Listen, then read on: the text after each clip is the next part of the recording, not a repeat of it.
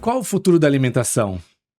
Eu sou Gustavo Assis e sejam bem-vindos a mais uma temporada do What the Food. E como todo ciclo de criação, passa por um nascimento, uma desconstrução e um renascimento. Para essa nova temporada, teremos um novo host, especialíssimo host, Fernando Jesus, que irá nos liderar em discussões e provocações sobre o futuro da nossa indústria de alimentos e bebidas. Fer, seja muito bem-vindo ao nosso What the Food. Hoje, um mix de entrevistador e entrevistado. Perfeito. Muito feliz de tê-lo aqui e liderando essa nossa jornada do What the Food.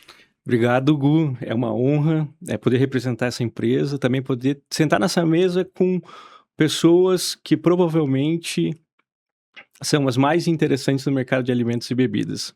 Então, é um desafio também, conduzir um podcast com pessoas que são referências no mercado. E eu diria também que o nosso grande desafio é a gente construir uma linha de conteúdo que possa agregar para quem nos assiste e nos ouve em casa. Então, estou muito feliz de estar aqui e vai ser um prazer conduzir essa segunda temporada com vocês. Muito bom.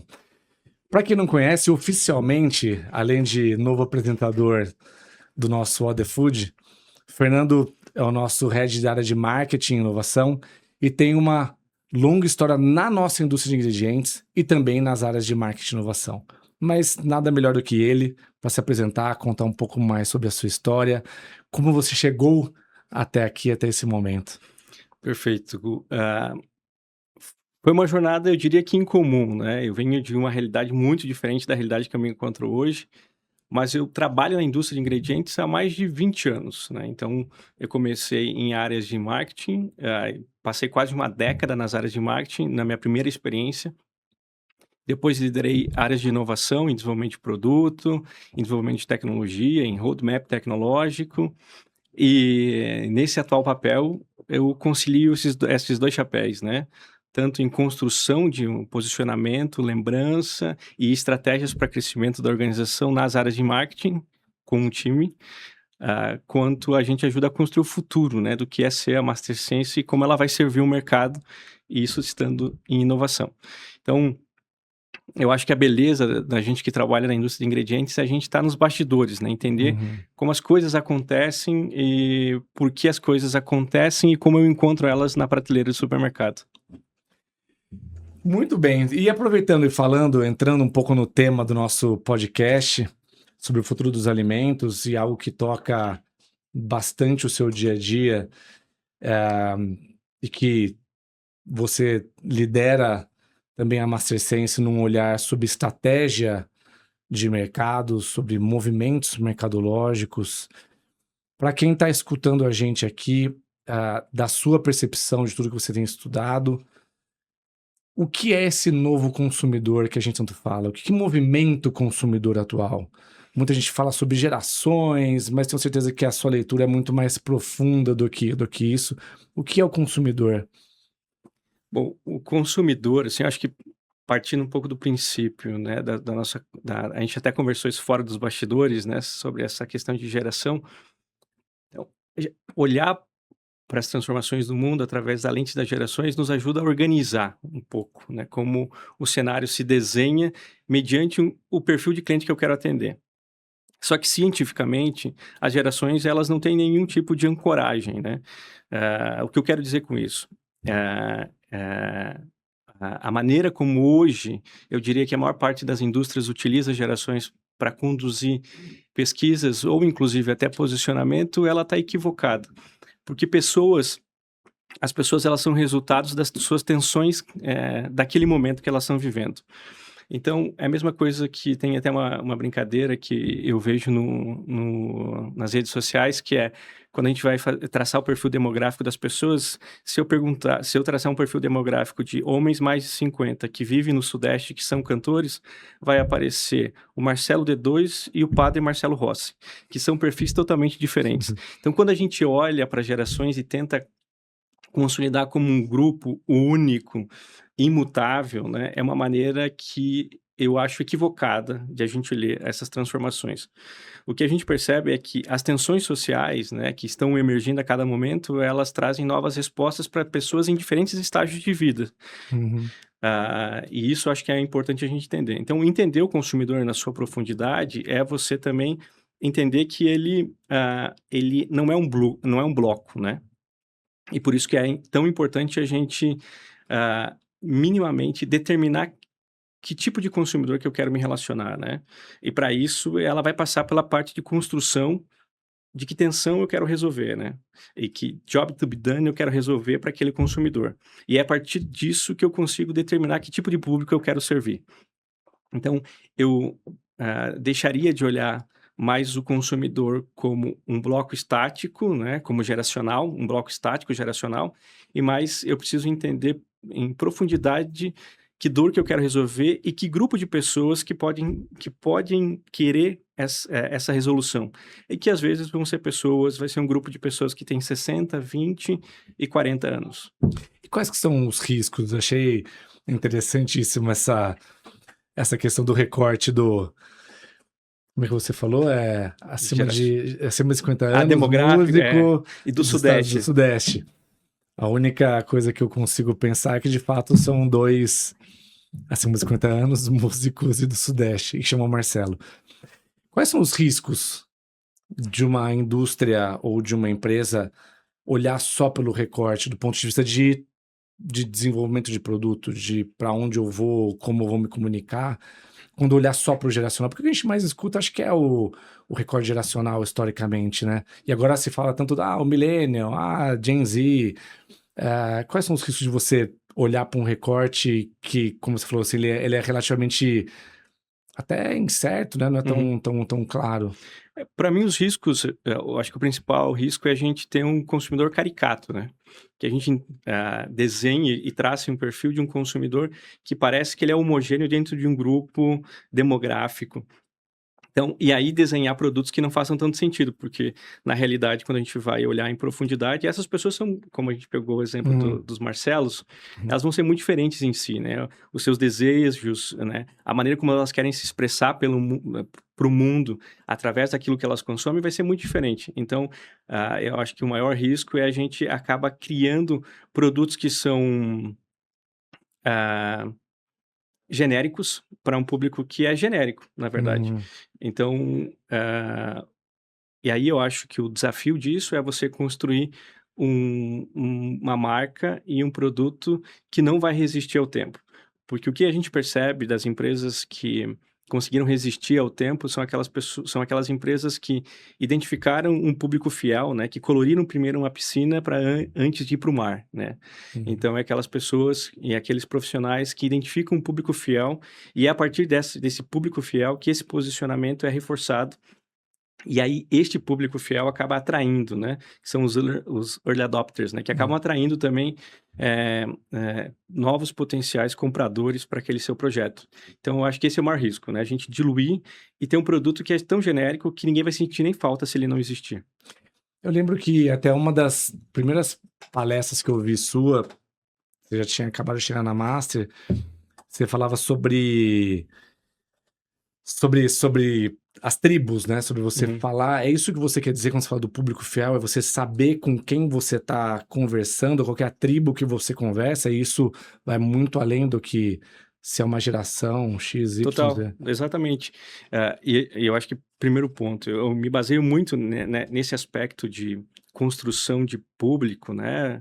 Através de uma dor real, no Seth Godin, que é Hum. basicamente esse autor que é considerado como uma das principais referências de marketing contemporâneo. E ele fala isso, né, através de exemplos e através de metodologias, então recomendo para quem quer entender melhor como construir a sua tribo, né. E aí, e vem dessa própria. Fala o nome do livro, que depois a produção coloca nos comentários, nos comentários não, na descrição, os livros, as indicações, que aqui certamente vai sair muita coisa. Tem Tem um que se chama Tribo mesmo, que é dele, e tem um outro que se chama Vaca Roxa, né? Que é como você construir um negócio distinto. Mas os dois livros, um fala mais sobre consumidor, o outro fala mais sobre com foco em produto, mas esse foco em produto também vai ser transversal à discussão de consumidores. Então, para que você construa um projeto que seja relativamente impactante e diferente daquilo que existe no mercado, você precisa construir uma comunidade, né? Ou encontrar essa comunidade através dessa dor e se posicionar de uma maneira que você, né, se torne único, né? E que aquela pessoa, ao consumir, consiga, inclusive através de você, dizer sobre ela para o mundo, né? Uhum. Então, para quem quer entender melhor sobre como construir uma base de consumidores fiéis, e ele fala até num conceito dos 1000 clientes necessários, né? Que é um conceito minimamente, muito básico, que você precisa encontrar os teus primeiros 1000 clientes fiéis, né? Que são eles que vão conseguir catapultar a tua empresa por uma rede de conexão e então então não vou falar todos os spoilers do Uhum. livro, mas eu recomendo que vocês conheçam a obra e esse autor, que ele é super interessante para quem quer construir produtos que são ah, referência nas suas áreas de atuação. E pô, você sabe, muita gente que nos escuta ou nos assiste também já sabe que eu adoro as sincronicidades. E eu vi hoje um post de um cliente nosso falando sobre, seja a vaca roxa ou algo Uhum. assim. Eu nunca tinha ouvido falar, até hoje de manhã, Que e legal, você agora repetindo. que legal. Isso é sobre ser único? É sobre construir um negócio que seja único, né? Que construa, não, e construir esse negócio que seja único, ele passa também por várias coisas que o próprio livro defende, né? Sobre posicionamento, clareza de dor e tudo mais. Então, eu acho que aqui a gente pode abrir até uma conversa de como construir um produto que seja Uhum, único, né? E aí eu acho que a conversa expandindo além do livro, né? Para mim, para a gente construir um produto que seja único, eu diria que a gente tem 5 principais etapas. A primeira etapa é entender qual é a tensão que está acontecendo agora. Eu sempre digo que tendência não nasce, né? Tendência emerge. Ela já está aqui. Ela está no corpo social, esperando de alguma maneira para aparecer, né? Por alguns motivos. Então, a primeira coisa eu preciso entender: existe uma tensão a ser resolvida de consumo agora, na minha categoria ou no comportamento do consumidor? A segunda coisa é, bom, eu encontrei uma tensão a ser resolvida. A segunda coisa, o Christensen, que também é uma das referências, ele tem um livro chamado Job to be Done, né? Que é você uhum, encontrar exatamente o trabalho a ser feito. Então, a primeira coisa que eu encontro é a tensão. Depois eu encontro o trabalho a ser feito. O Christensen, ele sempre falava que as pessoas não compram uma furadeira, elas querem comprar um furo, né? Então é entender assim, qual é o trabalho que eu preciso resolver. O terceiro ponto é como eu me posiciono. Então, daquele lugar que eu encontrei uma tensão, eu sei o que eu quero resolver, como eu me posiciono para resolver aquela tensão, que é encontrar o meu lugar único no mundo. Depois eu vou desenvolver um produto que consiga fazer tudo isso que eu acabei de falar uhum. nesses outros estágios. E só por último eu vou construir uma marca que vai dar alma para tudo aquilo que eu entendi em profundidade. Então, quando a gente fala sobre uma construção de um produto único no mercado, pegando o exemplo do livro, mas aterrissando de maneira mais objetiva, é isso. Eu preciso entender de fato a tensão, entender o que que eu vou resolver dessa tensão, encontrar um posicionamento único, construir meu produto e depois ter a marca. Eu acho que o maior erro que a gente acaba percebendo nas indústrias ou nos empreendedores é que eles se apaixonam primeiro pela sua própria ideia, né? Ou se apaixonam primeiro pela marca, né? Porque é muito mais legal, né? Tem muito mais, dá muito mais tesão construir uma marca Uhum. criativa e um posicionamento criativo. Dá muito trabalho você encontrar uma atenção real, né? Você entender o que que não está resolvido agora, né? Entender como o consumidor, o que que ele está almejando nesse momento. E eu acho que isso exemplifica porque é tão, por isso que a gente chama como tendências coisas que nem são tendências, eu diria. Depois a gente pode abrir essa Hum. papo de tendência. Então, eu diria que, apesar de não ter regras para o sucesso, né, e aí eu acho que tem Hitmakers, que é um outro livro bem legal, que eu recomendo que o público leia. Ele vai tentar procurar de maneira bastante objetiva o que faz um produto ter sucesso e se tornar um hitmaker no mundo. E ele chega à constatação bem triste para todos nós, Uhum. que não existe uma regra universal, né? Que não existe uma Pô, regra, na achava que ia verdade. vir com a, Eu vi que uma com a resposta fórmula. pronta, né? Não. Não tem uma fórmula. E, na verdade, muito do sucesso também ele é o acaso, né? Tá no momento certo, ter encontrado um parceiro certo, ter recebido investimento no momento certo, alguém que tocou a sua música no momento certo. Então, ele passa por várias indústrias explicando que o sucesso, ele tem a ver com acaso. Mas o acaso só favorece quem está pronto também, né? Então, se você Uhum. tem que ter um bom produto. Então, essa discussão não é sobre não preciso fazer nada, eu preciso fazer uma coisa muito de baixo esforço mental, Uhum. porque que eu só preciso procurar o acaso. Não, eu preciso ter um bom produto que ao encontrar o acaso seja favorecido. Então, eu diria que, apesar de não ter regras no mundo, né, do que a gente fazer ou não, existem as ciências de negócio que nos ajudam a trazer alguns aprendizados, né, de quem tem uma taxa de sucesso um pouco maior. Então, resumindo toda essa minha resposta aqui, eu diria que quer construir alguma coisa que tenha realmente o diferencial, passe por esses 5 passos, né, relembrando que é Uhum. encontrar atenção, Job to be entender, done. né, o job to be done, o trabalho que você vai fazer, encontrar o teu posicionamento, desenvolver o produto e, por último, a marca. E é interessante que, de fato, essa ia ser a pergunta sobre o processo de criação de produto, e a sua explicação já me abriu aqui mentalmente duas abinhas novas aqui. Uma que é sobre esse processo da criação de produto em si. Uhum.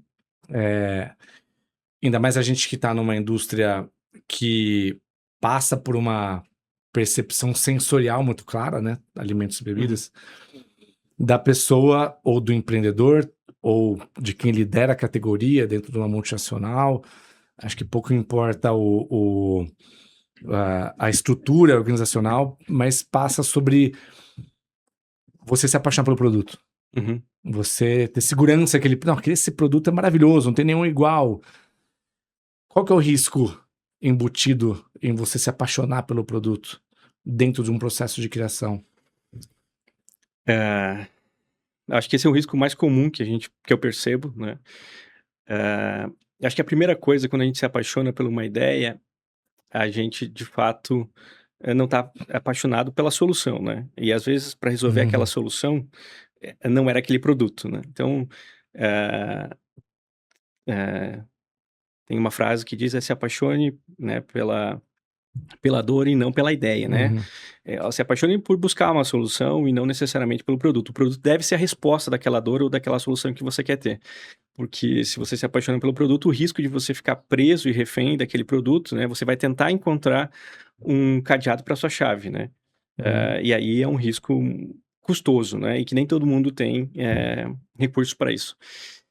E quando você se apaixona muito pela sua ideia, você pode cair num desafio que eu percebo, eu vou trazer um exemplo muito recente. Recentemente eu fui para uma feira e encontrei 30 produtos que eram muito similares, né. Então, quando você tenta criar um produto único, porque na sua cabeça aquele produto é único, né. Só que, quando você vai para o mercado, Uhum. você percebe que a distinção está comoditizada quase, né. Então tem 30 águas com o mesmo benefício. Só existe só existe distinção na escassez, né. Então, quando não tem, quando o ativo, que é a distinção, ele morre, porque você vai para o mercado e vai encontrar a realidade, vai descobrir que existem, né, 30 águas com benefícios, só vai sobreviver quem tem estrutura. Então, o meu recado principal é entender exatamente qual é a dor que você tem, ou você jogar em um cenário em que você consegue ter minimamente uma estrutura para competir, né. E não necessariamente você só precisa construir, e aí eu acho que vale um outro reforço, a gente não precisa só construir projetos ultra inovadores, né? Às vezes a gente precisa, assim, de fato, olhar para a categoria que está saturada, porque ali é uma atenção, né? Então, Uhum. muitas das transformações também vieram de observar uma atenção numa categoria que estava saturada e alguém repensou essa categoria, como a gente já falou. Falei de águas com benefícios, mas a gente já usou em outros casos, em outras conversas, não necessariamente no podcast, mas casos de águas internacionais, sem dizer a marca, que Uhum. construiu uma nova comunidade através de um ativo que parecia que o seu simbolismo já tinha se esgotado, né? E não, ele construiu uma marca, que é a Liquid Liquid Death. Death, é. Ele constrói uma marca de água em cima de um simbolismo, que estava muito emergente. De novo, ele não descobriu a fórmula da água. O que ele fez é, ele olhou uma tensão social e que, eh, passava muito por uma e eu acho que esse também é um recado sobre o futuro dos alimentos e bebidas, que as pessoas querem consumir coisas que falem sobre elas, né. Uhum. Então ele percebeu uma tensão social e construiu isso através de um produto, bastante até comoditizado. Então eu acho que isso é importante, né, a gente entender exatamente, essa distinção, né, como a gente vai resolvê-la, para que a gente não caia nessa armadilha de que, a gente precisa colocar nossas ideias à prova, né. Então é muito difícil a gente, às vezes apresentar um bebê e falar que ele talvez assim: "Olha, ele não está pronto para caminhar, tá, esse teu bebê". E você É, insiste: "Não, ele é lindo, ele é super é. inteligente, ele já falou papai e mamãe, então ele já está pronto para ir para o mercado". E não tá, né. Então eu acho que esse é um desafio que a gente tem, e que não é natural, né, porque a ideia, quando a gente está falando sobre isso, ela já está num nível pessoal, né, você já se apegou àquilo e é difícil você se desassociar a uma ideia que você gerou e que você jurava que era incrível. Acho que esse é o E é até interessante porque o case da Liquid Death, ela, ela traz um ponto que eu tava pensando enquanto você respondia, que também deixar claro que produto não é só o que você consome não, sensorialmente, sim, né? Ele passa. Você falou que a última etapa é marca, né? Mas ele passa sobre desde fórmula e produto em si, mas passa sobre preço, sim, canal, qual o consumidor que você vai dialogar. E a Liquid Death é perfeito porque é isso, é água. sim, E quem não conhece esse case também vale muito estudar, acho que deve ter.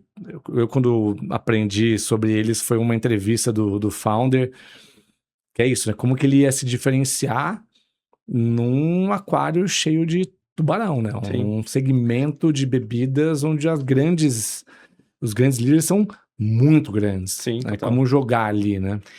Então, eu acho que esse é um exemplo, né, de como ele olha para uma categoria e ele muda o eixo da competição, né, porque quando você está numa categoria muito, funcional, talvez você vai precisar mudar o eixo para eixo mais simbólico, que é o que ele fez, na verdade, né, Uhum, ele não tem um processo de extração de uma água única no mundo, né. Ele construiu uma comunicação que era ousada para um grupo de consumidores e refletia os seus desejos de parecer disruptivos e uhum, pertencente a um grupo. Então, o que ele fez é mudar o eixo dessa competição. Então, ele não vai por uma funcionalidade prática, né, senão ele vai competir por preço, e ele vai perder porque tem estrutura, né, quem já dominou o canal. Ele vai por um caminho aonde ele percebeu que existia, uma liberdade para ser explorada que era simbólica. Então acho que isso funciona em várias coisas, né. Acho que um exemplo claro também que a gente vê, talvez mais latente agora, é no mercado automobilístico, né. Quando a gente olha para as marcas de automóveis, a gente tinha, ah, uma visão muito simbólica dos carros no Brasil, né, sobre tradição, sobre legado. E aí chegam as marcas chinesas e elas modificam o eixo da competição. Elas não estão falando sobre simbolismo, elas estão falando sobre funcionalidade. Elas vão entregar tecnologia por um preço mais acessível.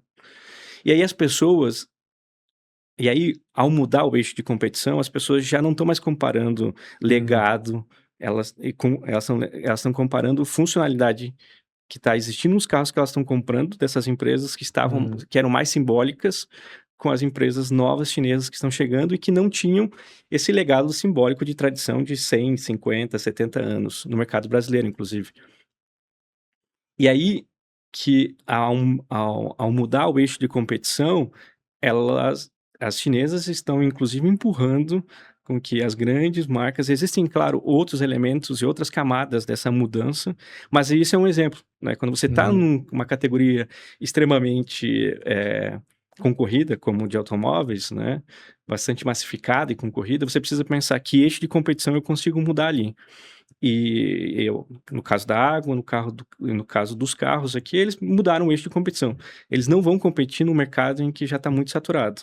E eu acho que esse é um outro caminho para a gente também pensar. E isso serve, inclusive, quando a gente está falando sobre tendências, né?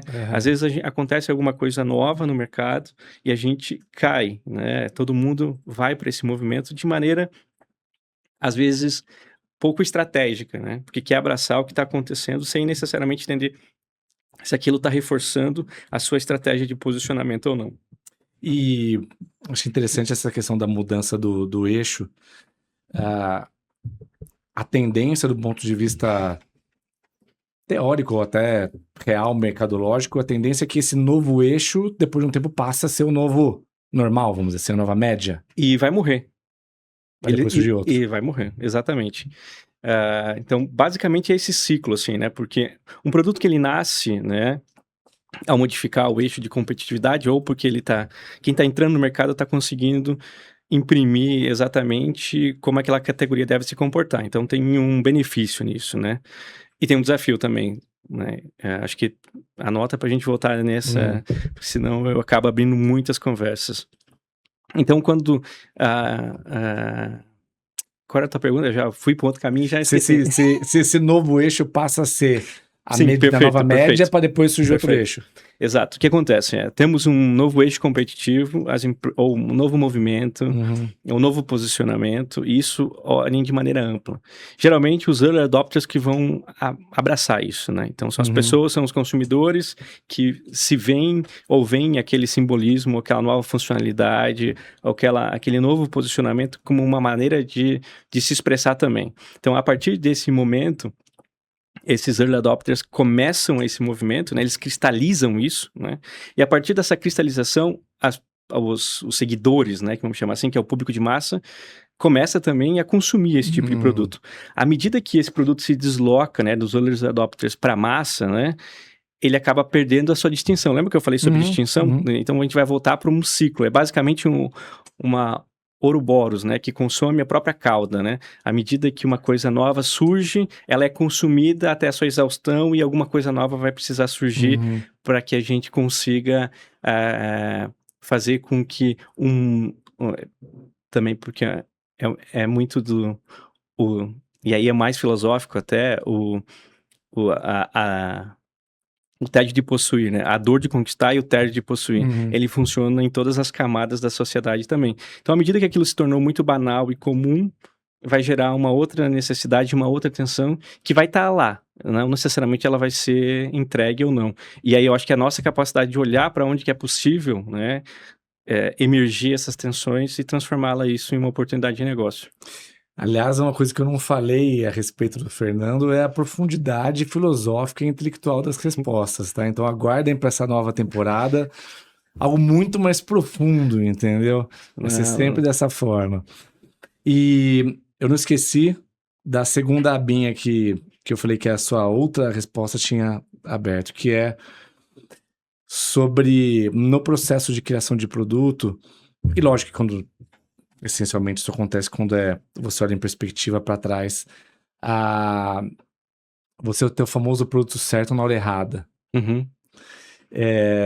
Nessa mesma feira que você viu vários produtos iguais, eu conversando com um cliente nosso, foi muito interessante porque, enfim, a gente vai entrar depois na parte de tendências do mercado de alimentos e bebidas especificamente. É muito claro para quem é do nosso segmento, acho que até para quem não é, né? Desse movimento, e depois você pode responder se você acha que isso é uma tendência ou se é algo mais duradouro, de preocupação com saúde e bem-estar, e isso está se refletindo muito em proteína. Proteína. E um dos produtos que ou categorias que surgiram na feira esse ano, aí, minha opinião, que surgiram com mais clareza, foi snack proteico. Snack salgado proteico. E falando com os nossos clientes, ele comentou assim, falou, puxa, esse snack proteico aqui, na verdade a gente lançou em 2017. Só que 2 anos depois a gente tirou de linha, porque o produto simplesmente não tinha público. E que aparece hoje e agora como sendo, uau, que grande novidade, que produto super conectado com o movimento de mercado. Como entender? A gente falou primeiro da primeira abinha, é o do se apaixonar pelo produto, né? E como entender, ou quando entender que, porra, legal, você entendeu mais ou menos uma atenção ali, você entendeu o job to be done, você sabe qual é o produto que precisa, mas, puxa, talvez você leu uma atenção que ninguém ainda tá lendo, ou algo do tipo. Como seria o processo para saber, não, calma aí, segura, esse produto é bom, mas... Ou, não, vai que tá certo, o caminho tá certo, só que vai levar, em vez de levar 1, 2 anos, vai levar 4, 5 anos. Eu acho que é uma boa pergunta e ela não tem uma resposta tão concreta quanto eu gostaria de dar, né? Para falar assim, olha, depois de uma atenção identificada... De novo, você não tem uma resposta? Depois de uma atenção identificada... Depois de uma atenção identificada, você demora em 1 ou 2 anos para que você consiga, de fato, fazer com que mais consumidores prestem atenção e sejam os amplificadores disso. Eu acho que o maior desafio é você entender se essa atenção ela tem os amplificadores corretos para fazer com que aquilo surja naquele momento, né? Existe um outro exemplo bem clássico que é da Segway, que ela tinha desenvolvido aquele patinete, não sei se você lembra, mas foi a primeira grande startup do mundo, porque ela recebeu investimentos bilionários, né? Praticamente todas as grandes empresas do mundo fizeram investimentos neles, porque eles estavam transformando a micromobilidade. E a Segway não deu certo, né? Com todo o investimento que eles receberam, que não foi pouco dinheiro, mas existe um negócio que se chama lugar na sociedade. Tem coisas que são muito legais, mas que a atenção não foi amplificada para ela ter um lugar na sociedade naquele momento. Então, por isso que a gente vê, e não só em RTD também. Eu sei uma outra empresa brasileira que lançou RTD de proteína em 2012, se eu não me engano. E eu não vou falar o nome da marca aqui. E que ela também não conseguiu ter sucesso naquele momento com aquele produto, porque ela não teve os amplificadores corretos. Apesar de ter uma atenção, e a atenção existe, né? Só que se ela não tem um amplificador para aquilo ocorrer, é pouco provável que a gente também tenha sucesso. E entender quem são os teus amplificadores é um outro desafio, né? E nesse mesmo livro que eu falei do Hitmakers, eles falam sobre isso, assim, né? O quanto que os amplificadores... amplificadores são pessoas que estão interessadas e que elas têm uma rede de transmissão que consegue fazer com que mais pessoas gerem desejo, né? Os próprios influenciadores? Não necessariamente só influenciadores, não só, né? Mas são canais, né? São canais que vão fazer com que isso seja amplificado. Então, eu diria que esse talvez seja o maior desafio, né? Você ler a atenção e entender se existem os amplificadores naquele momento para que aquele projeto ou aquele negócio consiga existir naquele tempo. Então, por isso que às vezes a gente vê empresas que têm uma diferença de 6 meses, 1 ano, que uma teve muito sucesso, a outra não teve tanto sucesso ou não teve sucesso. Claro que tem outras camadas para entender porque elas não tiveram sucesso, mas muitas vezes é porque os amplificadores não foram os melhores para aquele momento, entendeu? Dinheiro pode ser um amplificador? Com certeza. E dinheiro é um amplificador, por isso que você precisa ter muito se você quer fazer com que as pessoas consumam algo seu, mas mesmo assim, mesmo com muito dinheiro, a Coca já colocou em produtos que ela não teve sucesso, ela já foi competir em outras categorias que ela não teve sucesso, a Segway tinha muito dinheiro e não teve sucesso. Dinheiro é importante sim, se você está querendo reforçar esses amplificadores ou querendo se manter numa vitrine super competitiva. Então, dinheiro com certeza é importante. É que aí quando a gente pensa na nossa indústria, a gente brinca às vezes, né? Tem tem a grande indústria que parece ter dinheiro infinito, né, para algumas coisas e outros têm que fazer escolhas, né? Sim, Mas acho que o mais legal dessa discussão é que ele certamente é um amplificador, mas ele não é a única solução, né? E aí por isso sim, sim. daí entram as outras camadas também, né? Você pode ter muito dinheiro, mas ter um produto que é ruim, você tá Sim, falando total. para o público errado e também você não vai gerar um movimento a partir dali, né? Sim, total. Acho que você abriu uma conversa interessante, que é nem sempre um produto bom também ganha, né? Uhum. Quem comanda a estrutura, às vezes, com um produto ruim ganha. Então, essa é uma dor, e essa é uma notícia triste de dar para todo mundo. Mas quem domina a estrutura e quem consegue construir percepção, por isso que a percepção é mais importante que a realidade, né? Por isso que a gente já fez teste cego em produto, ou as próprias empresas fazem teste cego em produto, e você degusta um produto e pensa, nossa, esse produto é muito melhor. Aí você olha e não é o produto líder de mercado, ou não é o produto que você acreditou que os consumidores estavam tendo como referência. Porque é por isso que a alimentação, ela não é só sobre funcionalidade, né? Não é sobre um produto para uma saciedade, né? Uhum. Ela trabalha em outros aspectos, né? Tem outras camadas motivacionais, né? Então, você não está bebendo Coca, né? Você não tá bebendo refrigerante. Você está tomando a marca, né? Uhum. Se você fosse tomar o refrigerante, talvez você encontraria bebidas de cola que talvez... só que agora o teu paladar também já foi treinado. Uhum. Então, existem várias camadas aqui É. de discussões. Mas é isso, assim, que eu acho que a gente não pode negar, né? E não podemos negar como o ser humano se dá, né? E o ser humano se dá por percepção, né? E essa percepção, ela é moldável. E o objetivo até hoje do podcast não era falar tanto do processo e dos processos da Master, ou como que a Master Sense se não é se posiciona, mas Se qual é o nosso, diferencia? qual é o nosso papel dentro desse Uhum, processo, né? A única coisa que me veio à cabeça agora, assim, você também está liderando dentro de inovação a iniciativa do MS Ventures, uhum, que acho que aí sim é uma iniciativa que a gente cita e falou algumas vezes na temporada de estreia do What the Food.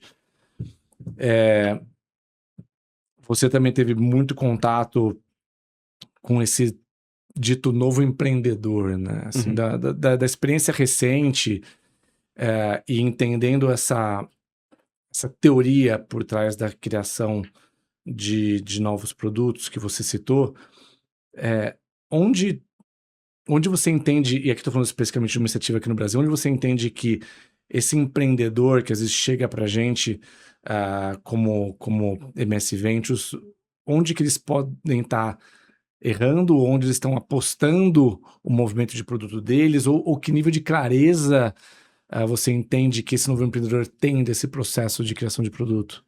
E aí talvez você possa fazer um paralelo entre essa experiência do novo empreendedor que você tem tido com mais frequência, vou colocar assim dessa forma, com mais intensidade do MS Ventures, mas você também tem contato com a grande indústria quando vai lançar um novo produto. Como eles se posicionam nessa Sim, teoria? é uma boa pergunta, Gu. Eu acho que, às vezes, a beleza deles é a própria tragédia.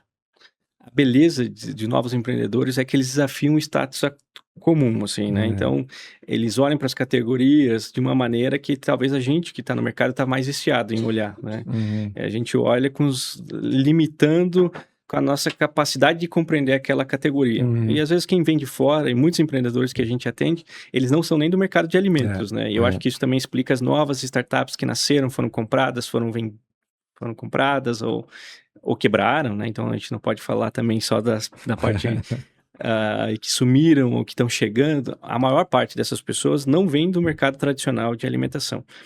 Algumas sim, mas muitas dessas startups, talvez as mais cools, elas Uhum. vêm de pessoas que estavam, na verdade, trabalhando em outros mercados e desafiaram o mercado. Então, eu acho que isso é a sua própria beleza, assim, né? Olhar para a categoria de uma maneira, com uma lente que a nossa lente, eu acho que está tão focada, e ela está tão ajustada para aquela realidade, que é difícil, às vezes, você conseguir visualizar outros espectros dentro daquela lente. Quem não está nesse mercado, desafia esse mercado. Eu acho que, e aí entra talvez um pouco da tragédia, né? E eu não estou falando que todo mundo é assim, que eu acho que é um pouco daquela nossa conversa no início do podcast. Eu acho que está todo mundo orientado por produto, né? Não tanto orientado por uma atenção. Está todo mundo, a maior parte está orientado por produto ou marca. Ah, eu quero trazer uma marca americana, eu quero um produto assim, e se eu tivesse um produto assado. E aí, obviamente, o nosso papel também em ajudar a desenvolver novos empreendedores, e eu acho que é a natureza também da MasterSense ser um hub de cocriação e uma empresa de food design, é a gente também fazer perguntas para ajudar a conduzi-los nesse processo de clareza, mas a gente não toma decisões pelos nossos clientes, né? A gente ajuda a dirigir esse caminho, entendendo que é um caminho que a gente recomenda seguir uma rua pavimentada, né? Mas a gente tem a liberdade de fazer esse caminho. Se ele for levar a gente para onde a gente gostaria, a gente pode sair dessa rua pavimentada e ir para um outro local.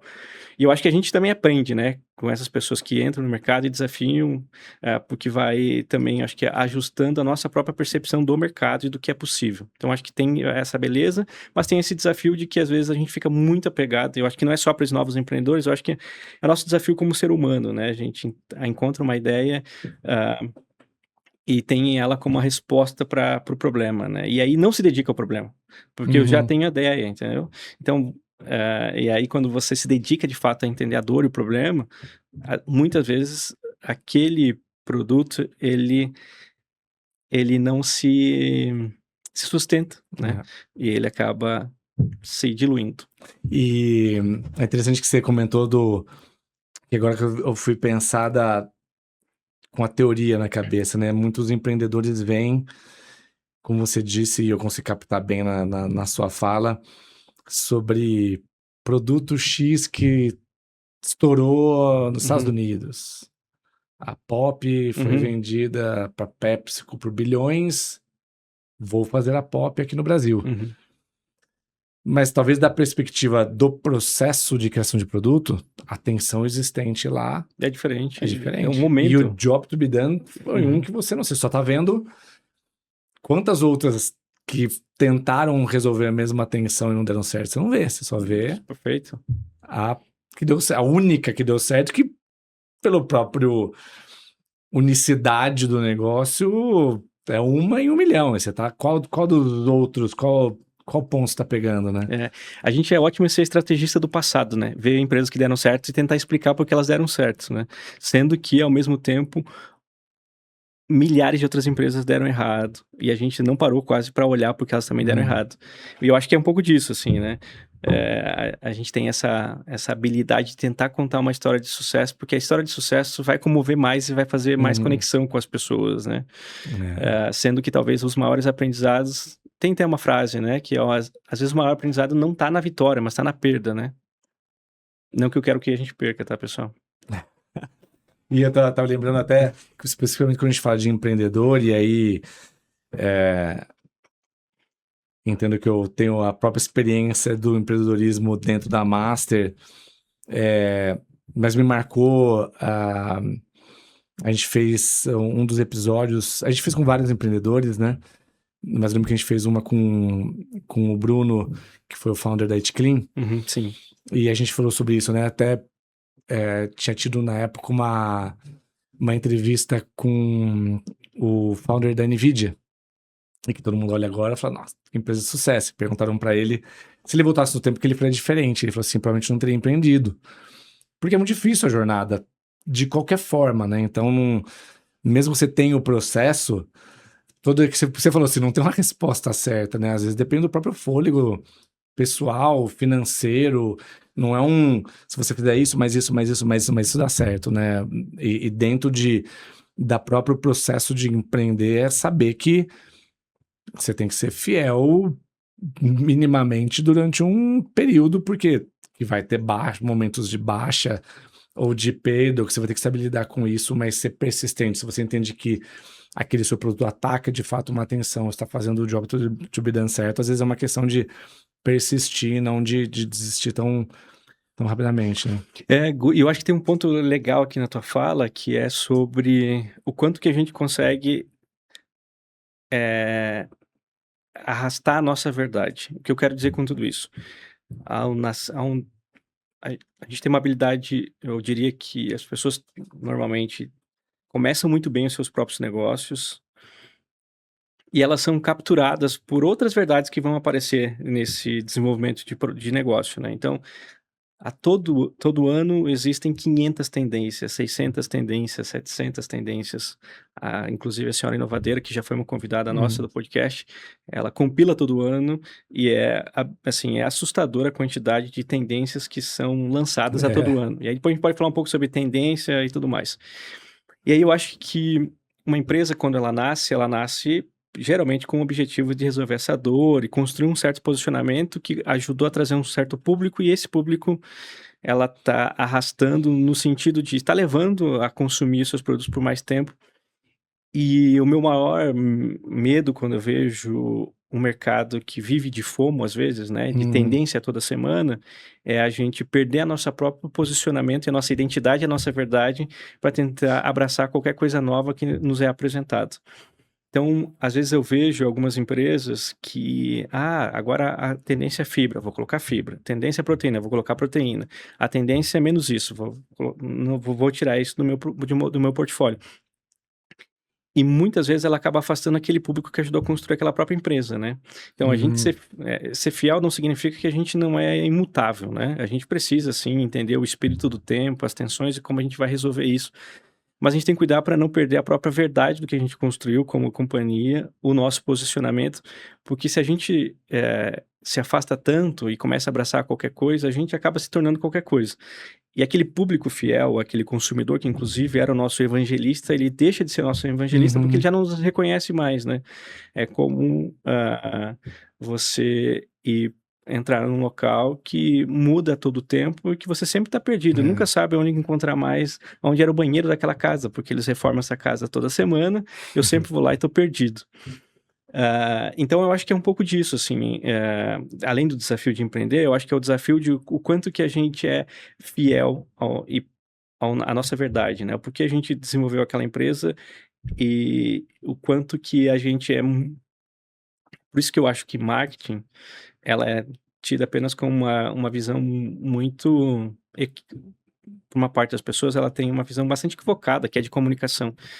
Mas marketing não, marketing é sobre posicionamento, né, e posicionamento é sobre a nossa verdade, né, é a geografia mental que a gente vai defender para sempre, né, Uhum. e vai fazer tudo isso através de como a gente se comunica, das artes, do posicionamento de produto, dos territórios que eu quero atacar. Esses dias, inclusive, eu estava falando com um cliente, e a gente visita cliente e fala sobre movimentos de mercado, a gente também tem os nossos próprios movimentos de mercado que a gente defende, também como uma maneira de trazer a nossa autoralidade em territórios que a gente acredita que pode colaborar mais. E e eu vejo uma verdade inconveniente, né. Muitas empresas, elas não têm um posicionamento sólido. Então qualquer pessoa que chega lá para apresentar alguma coisa, captura a própria atenção da empresa, da companhia, dos lançamentos, e às vezes acaba, destruindo uma máquina de geração de valor, porque a gente ficou abraçado a qualquer coisa nova que alguém foi me apresentando a cada semana. E é interessante porque antes de entrar na parte de tendências de fato da indústria, quando eu estava perguntando sobre o processo, né, de criação de produto, a gente acabou falando mais sobre empreendedor. Eu ia te perguntar mais sobre a indústria consolidada, e você acabou até já trazendo um pouco da resposta sobre essa questão de, na minha cabeça, fica essa questão de ser fiel, né, de saber que jogo que você joga, o famoso where to play e o right to win, né, assim, onde você entende que você joga para ganhar, né, e não querer se aventurar muito. Mas é um mundo que se movimenta muito mais rápido, acho que é, né. Uhum. E é interessante porque, eh, um dos cases, né, que a gente até mais fala na Master Sense, que é sobre o mercado de barras de proteína, e existe um grande case aqui no Brasil da Bold, e que num painel que eu estava com o Gabriel, o fundador, ele contou algo que pareceu tão óbvio depois que ele falou, e normalmente depois que alguém faz e fala, fica bem óbvio, né? Mas... Estrategista do passado, né?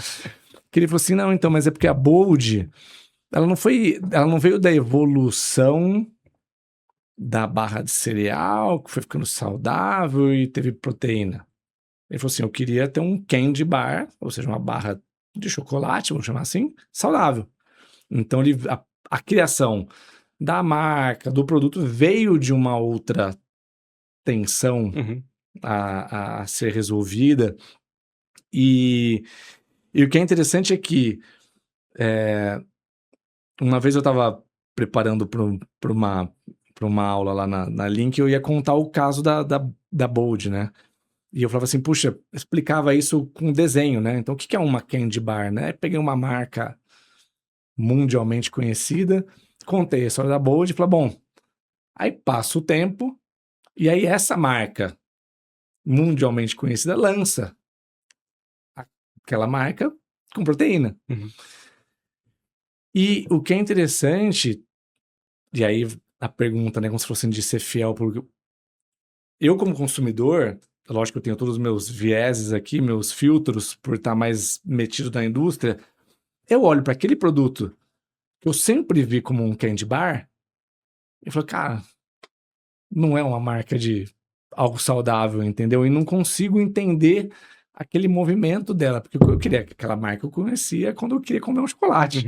Né? Então, é sobre isso, sobre como essa grande indústria, como que ele entra nesse movimento sem deixar de falar para o público que ela está acostumado a falar. Não, perfeito. Eu acho que tem um livro muito legal sobre isso que se chama Positioning, que é do Al Rice, e que ele fala exatamente sobre o desafio de você construir um posicionamento e destruí-lo também.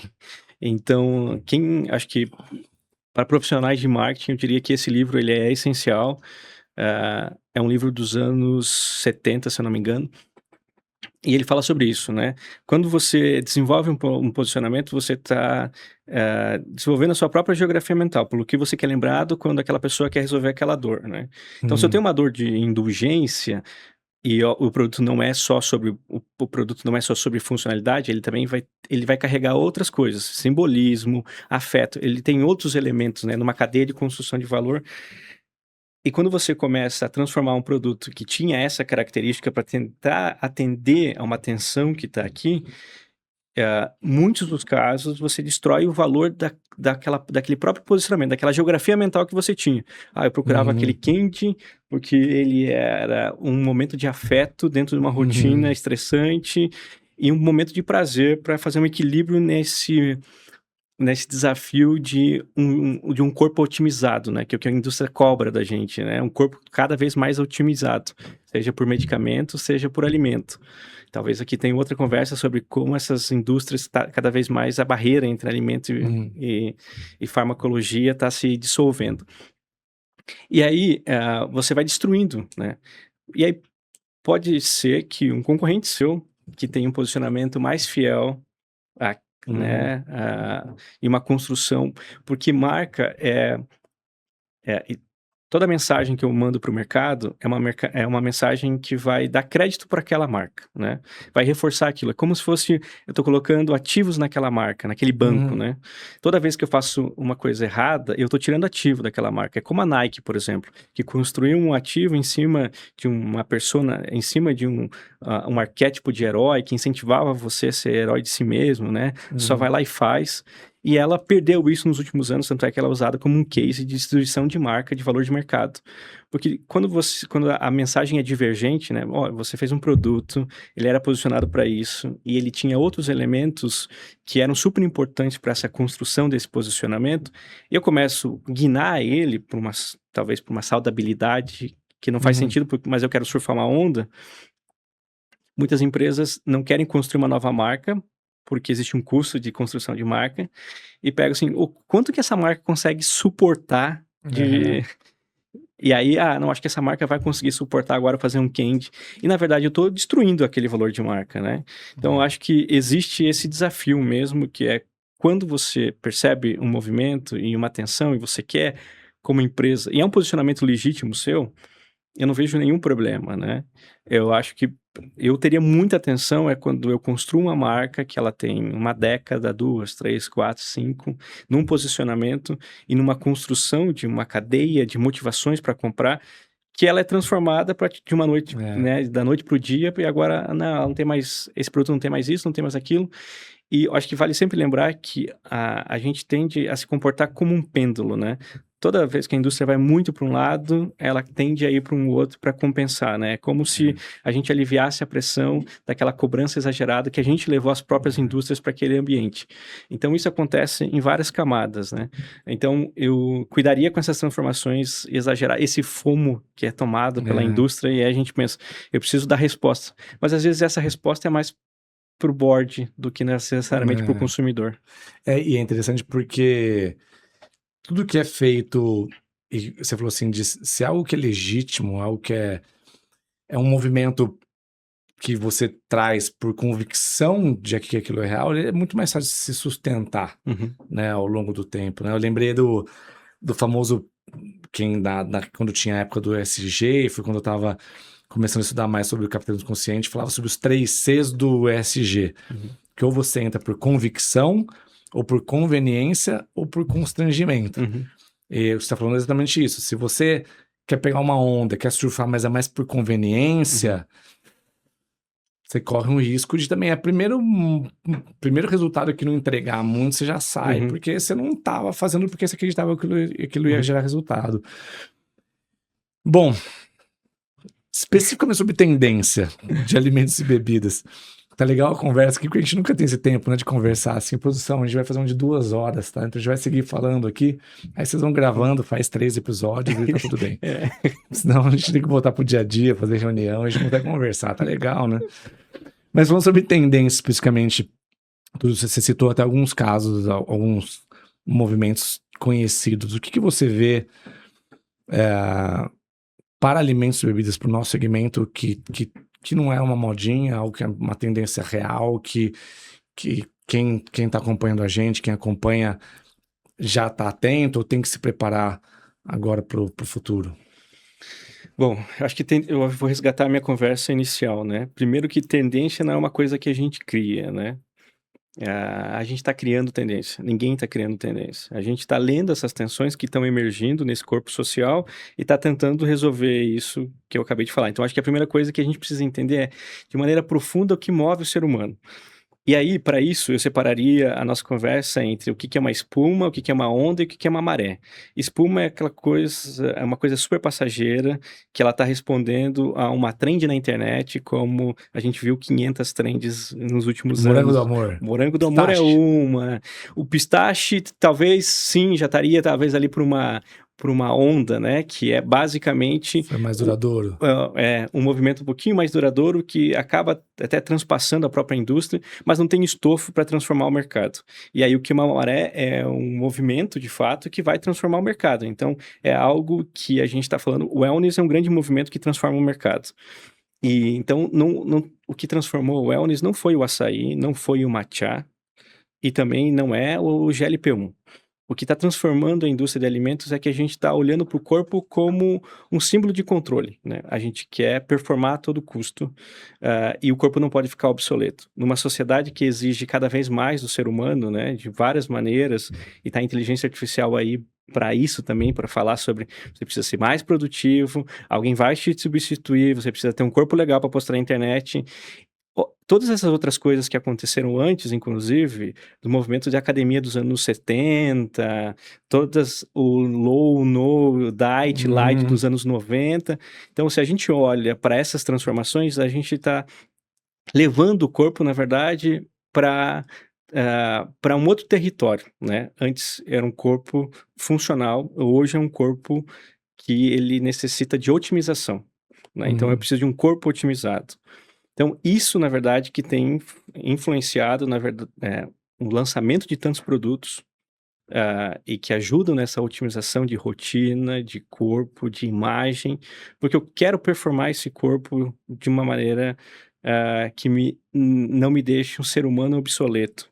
Então, se a gente olha em profundidade, é isso que está levando as pessoas a fazer inclusive, fazer as suas próprias concessões para suportar isso. Uhum. Então, o corpo se transformou numa máquina, né? A gente tirou ele de um local e levou ele para um outro local. E eu não sei como isso vai se dar no futuro, mas essa para mim é uma das grandes transformações, é o que tá. E aí passa pela indústria de cosmética, pela indústria de alimentos, pela indústria de suprimentos e pela indústria farmacêutica, que são, acho que, 4 grandes indústrias que vão convergir de alguma maneira no futuro, na próxima década. Já estão convergindo hoje com as Uhum. collabs e tudo mais.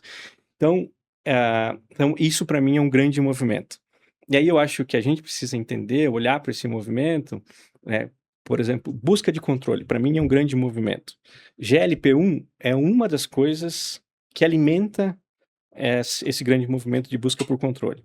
Então eu quero um controle da saciedade, já que o meu corpo precisa ser otimizado, ele precisa performar, eu preciso de alguma coisa. Hoje é GLP-1, amanhã vai ser um peptídeo, daqui 3 anos vai ser uma alimentação, uma alimentação programável. Então, vão existir novos movimentos, por isso que esses dias até escrevi de maneira crítica sobre o quanto que a gente fala sobre GLP-1 e o quanto de fato que tem quanto que tem de fato um impacto através. Não existe uma causalidade, né? Uhum. Existe eh, uma correlação, né? O GLP-1 está existindo numa época onde a gente está buscando por isso. Então, é uma correlação, não necessariamente uma causalidade. A gente já está descobrindo agora que o GLP-1 causa alguns problemas. E o processo de emagrecimento também é um processo cultural, social, Uhum. não é só farmacológico. Então, tem várias coisas que a gente precisa. Por isso que eu já fui um cara muito. Eu fui um cara muito entusiasta de tudo que era novo. E eu sou um cara super entusiasta de tudo que é novo. Eu estudo, tento compreender, apesar de todas as limitações humanas que eu tenho, tento compreender o que aquilo pode causar e Uhum. tanto como uma oportunidade quanto uma ameaça para os nossos negócios. Mas quando eu olho para esses movimentos, eu entendo que existe uma camada muito mais profunda do ser humano e o GLP-1 é um desses episódios, né? Eu não diria que é a nossa apresentação inteira. É um desses episódios, é uma das fotografias desse álbum que a gente está vendo ser preenchido. Uhum. Então, acho que é isso, assim, o que eu gostaria que as pessoas pensassem sobre grandes movimentos é isso. Acho que controle é um dos grandes. Então, como eu ajudo a trazer controle? E às vezes trazer controle não é sobre a gente desenvolver uma nova droga, necessariamente, né? Às vezes é uma comunicação super clara, para que aquilo serve, para que momento, como eu controlo uma dose daquela bebida, ou daquela barra proteica e tudo mais. Então, acho que isso, em vez de a gente ficar GLP-1 e já colocar na embalagem, né? Uhum. Isso pode ser uma resposta também, mas eu acho que a gente acaba indo para um lugar menos reflexivo, para não falar preguiçoso. Eu acho que isso é um exemplo do que aconteceu na Copa do Mundo agora, né? Todas as chuteiras rosas, né? E aí, segundo um cara que entrevistou a galera que desenvolveu os produtos, é que eles se basearam todos no mesmo relatório, que foi um relatório Uhum. de 2024 da WGSN, e que falava que a próxima acordo seria o Pink, não lembro qual era o estilo do Pink. E isso acabou fazendo com que todas as empresas, ao criar distinção, beberam do mesma fonte de informação e construíram um produto que já não tem mais distinção. Lembra que eu falei que distinção só existe na escassez? Quando está todo mundo igual, não existe mais distinção. É. Então, o papo sobre as chuteiras, que era para ser uma coisa talvez interessante para algumas daquelas marcas, acabou se diluindo entre 4 grandes Nossa, players. total. E ainda mais em clima de Copa do Mundo. Eu fui perceber isso depois que a Copa tinha. Fui ler sobre isso depois que a Copa tinha iniciado. E eu não tinha reparado que eram várias marcas. Sim, Pelo menos as duas é principais marcas uma têm a chuteira baita rosa. E eu achava, falei assim, deve ter sido. Na minha cabeça veio uma marca, eu falei assim, deve ser tal marca. Aí eu falei, não, várias marcas com aquela. E você olha de longe, tá tudo sim. igual, né? Eu acho que isso, aí conectando um pouco sobre transformações, acho que a gente precisa ser crítico com aquilo que a gente consome, né? E ser crítico também como a gente lê as próprias tendências. Tem que sempre pensar que quem está falando sobre aquilo está querendo vender alguma coisa. Acho que toda informação, ela predispõe que existe um interesse, né? Então, que é importante você entender assim, mais do que isso, nem tudo aquilo que está lá faz sentido para o meu negócio. Lembra que a gente já falou sobre outros casos aqui de que eu não preciso beber de cada coisa nova que é escrita toda semana. Então, acho que talvez esse caso mais recente das chuteiras exemplifica um pouquinho dessa leitura também de tendência, né? Para que a gente consiga minimamente construir uma visão proprietária e estratégica baseada no próprio posicionamento da dor que você está resolvendo, para entender, será que isso vai se encaixar nos territórios que eu estou existindo? Ou eu vou abrir um novo território? Eu acho que esse é um ponto importante. Então, em vez de falar qual vai ser a tendência, porque eu acho que é muito amplo e, de novo, acho que cada um precisa ter minimamente, e é um convite, né? Cada um precisa ter minimamente a capacidade de trilhar o seu próprio caminho. E ele é amplo o suficiente para ter as próprias contradições dentro dos movimentos, né? Porque a gente fala, o próprio exemplo que eu dei aqui, você tem saudabilidade e tem indulgência. E a gente, quando vê, são duas tendências, mas você fala, e aí, qual que eu abraço, né? E, bom, para encerrar e essa nova temporada que chega, a gente vai ter muito para debater. Eu sempre disse que o What the Food, ele é parte também de um processo nosso de dar voz para a nossa indústria, para trazer mais conhecimento de alguma forma, trazer mais informação, né? De uma maneira mais fácil de ser consumida, que é o podcast. Sempre dizia que era o nosso propósito em formato de podcast, né? De dar acesso a alimentos e bebidas saudáveis e saborosos. E para a nova temporada, o que você imagina para o What the Food? Quais são as novas perguntas a serem respondidas? Bom, para a nova temporada, o que a gente, acho que, de novo, a gente quer dar uma continuidade no trabalho muito bem feito nessa primeira temporada. Obrigado. A gente quer talvez trazer discussões, inclusive profundas, sobre significado, pertencimento, visão simbólica das próprias companhias. Então, eu diria que a gente vai navegar sobre o mesmo mar e talvez a gente vai querer descer um pouco mais para entender exatamente o que motiva essas grandes marcas a fazer o que elas fazem e entender essas mentes por detrás dessas decisões. Que legal, muito bom. Aliás, além de tudo isso, a nova temporada trouxe a nossa produção, trouxe agora a camiseta, trouxe uma caneca nova, trouxe porta-copos, trouxe sacolas. Nossos convidados serão presenteados sempre, certo? E Fer, obrigado mais uma vez por abraçar esse desafio. Tenho certeza que vai ser entregue com sucesso, com louvor. Fico muito feliz de ver você assumindo essa posição, porque, brincadeiras à parte, de fato é uma discussão que a gente precisa trazer para a mesa com mais profundidade, porque as soluções não estão numa fórmula simples, e o cérebro humano também gosta de ser enganado, né? De achar que porque eu ouvi tal pessoa falar assim, aquela é a regra que vai funcionar, e a gente, como diverso que é e tem que ser, tem que trazer diferentes visões e dentro da nossa própria indústria. Então, desejo todo sucesso. Obrigado. Se quiser me convidar um dia para ser entrevistado, vai ser um prazer, puxa, eu vou estar muito feliz. Mas deixa a sua última mensagem, falando do tema. O que você espera do futuro da alimentação? O que eu espero do futuro da alimentação é que a gente não veja a comida como comida só, né? A comida também, ela é símbolo, né? E que a gente precisa entender isso de maneira mais profunda, né?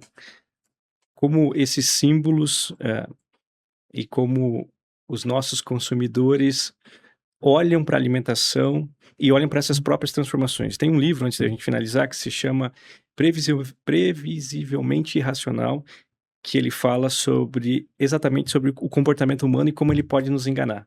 Então, para quem quer entender melhor o consumidor, entender todas essas nuances, eu recomendo que vocês dediquem um momento para essa leitura. E o que eu espero para esse podcast é que a gente consiga compreender, né, como o ser humano ele é biopsicossocial através da alimentação também, né? E que essas histórias que a gente for trazer aqui consigam elevar o nosso nível de entendimento, porque as boas ideias, elas nascem da fricção de outras ideias, né? Então, acho que tá numa mesa para a gente debater com pessoas que pensam diferente da gente, ainda bem, e que têm visões específicas sobre a cultura, sobre a maneira de trabalhar e sobre como construir produtos e marcas, com certeza vai levar o nosso público a construir uma visão não melhor, mas mais ampla sobre o que significa o futuro da alimentação. Muito obrigado, Fer, mais uma vez. Queria aproveitar, então, pedir para que todos os nossos ouvintes, telespectadores, sigam a Mastersense nas redes sociais, se inscrevam no nosso canal no YouTube, Spotify, contribuam para a criação do What the Food. É algo que a gente acredita muito que é feito por todo o nosso ecossistema. Obrigado, até a próxima.